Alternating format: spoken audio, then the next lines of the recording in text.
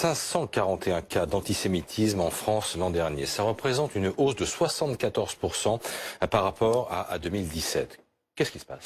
Il se passe qu'on connaît les trois fibres de l'antisémitisme structurel dans notre société actuelle. D'un côté, un antisémitisme ancestral, presque médiéval si j'ose dire, qui a commencé quand les chrétiens accusaient les juifs d'avoir crucifié Jésus. Ensuite, un antisémitisme bien entendu lié au nazisme et au néonazisme qui nous poursuit depuis les années 30 et même en France depuis l'affaire Dreyfus, ce même antisémitisme-là. Et puis, un dernier antisémitisme importé des conflits au Proche-Orient et qui a fait beaucoup de ravages dans les sociétés des banlieues. Et on a l'impression que ces derniers temps, les trois antisémitismes reviennent. Que ces trois-là s'expriment à travers des actes absolument immondes, comme les arbres coupés alors qu'ils avaient été plantés en hommage à Ilan Halimi, ou bien les portraits de Simone Veil tagués, ou bien cette expression Juden taguée sur un magasin dans un quartier juif. Ces trois-là, ces trois fibres sont en train de s'exprimer comme si les volcans se réveillaient. C'est ça qui est inquiétant.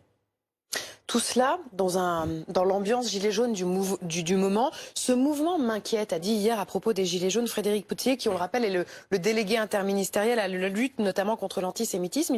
Il faisait donc un lien avec cette flambée des actes antisémites. Est-ce que ce lien est pertinent? Oui, il est pertinent. Attention, pas un lien direct. On n'a pas vu des gilets jaunes sur des plateaux de télévision tenir des propos antisémites. Mais on n'a pas eu non plus de condamnation immédiate, virulente, ferme des leaders du mouvement contre ces actes quand ils surgissent. Alors, pourquoi le mouvement et non les individus peuvent avoir une responsabilité indirecte? D'abord parce que c'est un grand défouloir, ce mouvement. Un grand défouloir de toutes les haines, de tous les ressentiments. Évidemment, les antisémitistes en ont profité. Les antisémites viennent se glisser dans ce mouvement comme d'autres. Ensuite, parce que ce mouvement passe par les réseaux sociaux. Et donc là, on a l'impression qu'il n'y a pas de frein, qu'on peut tout dire, tout faire, pousser à tous les actes. Le grand défouloir est multiplié. Et puis, il y a les ravages du complotisme. On vient de le voir dans le sujet. Or, le complotisme, ça nourrit aussi l'antisémitisme. Les antisémites considèrent que les juifs sont partout, qu'ils tiennent le monde, etc.